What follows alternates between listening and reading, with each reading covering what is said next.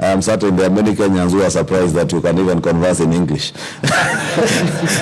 There are many who are asking how you would be able to be vetted. I understand. You cannot converse in English. I understand, Mr. Speaker, and I must first of all say it is almost normal for people to cast doubt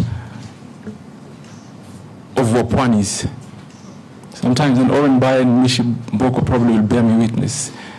But we can and we are as qualified as any other Kenyan. Now, Mr. Speaker, I want to walk you through my educational journey and where I drew my inspiration. More than what you did? No. To respond to the question, okay. I want to walk you through how I achieved what I achieved and I'll continue to achieve. With brevity. Without a doubt.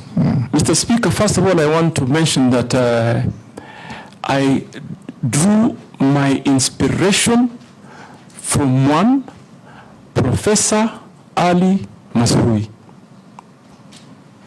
Professor Ali Mazrui did not succeed in his Cambridge examination to be admitted in the university to attain his first degree.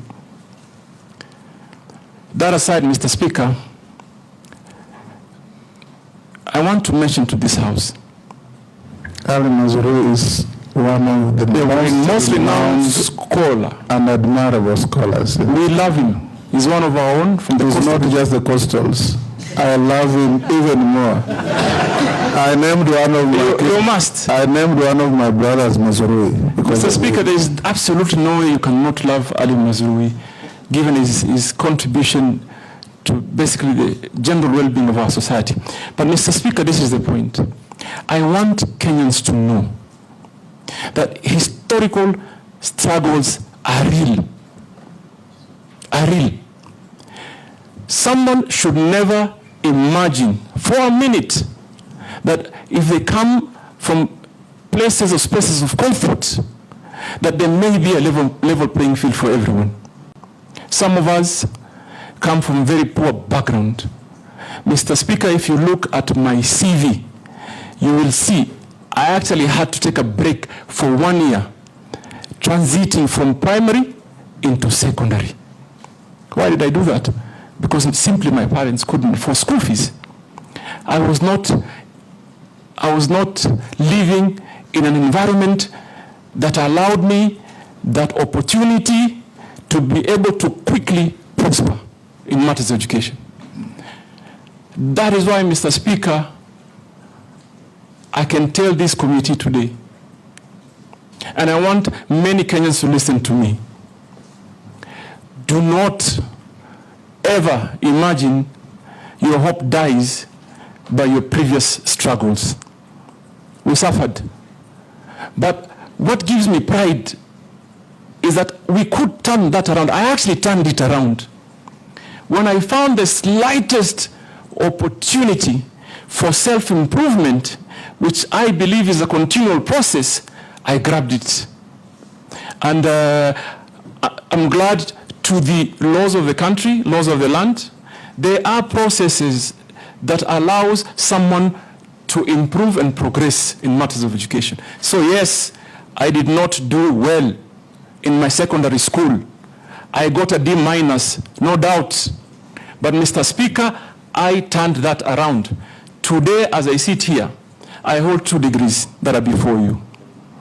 Mr. Speaker, I am on my pathway to attain a master's degree from the most prestigious university in the world.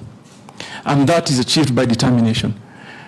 Mr. Speaker, I want to tell Junet, Honorable Junet, that first let me begin by telling Honorable Kimani Ichungwa. Kimani Ichungwa, I contributed to my own school fees in secondary school. I had an understanding at that time with my principal that he released me earlier than any other student because I needed to go work. And I did.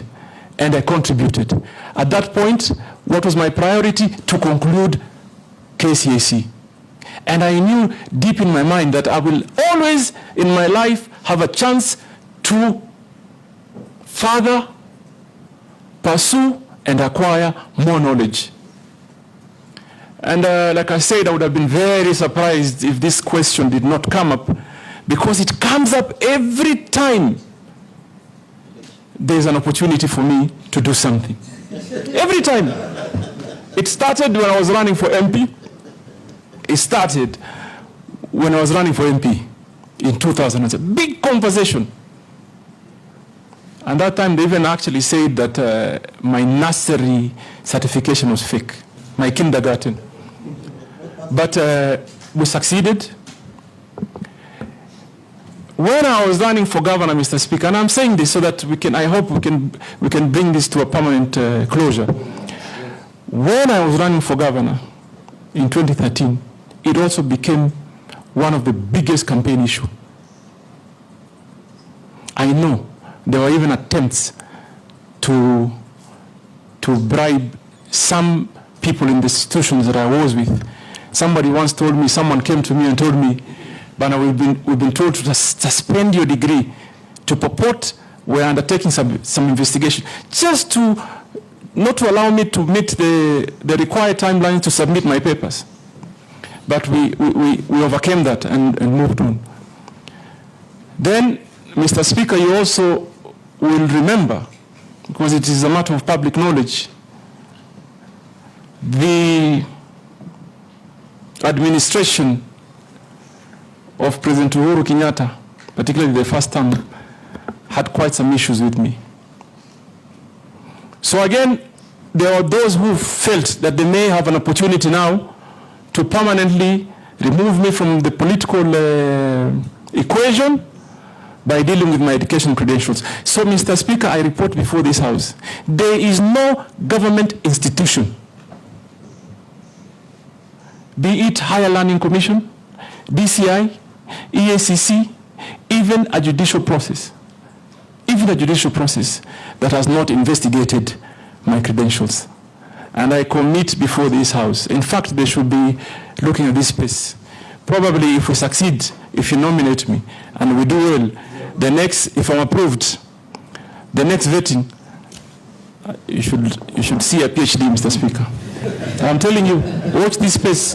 If I come back here, if God wills, you approve me, we do some real work, better the lives of the Kenyan people, you'll call me Dr. Hassan Joho next month, sir.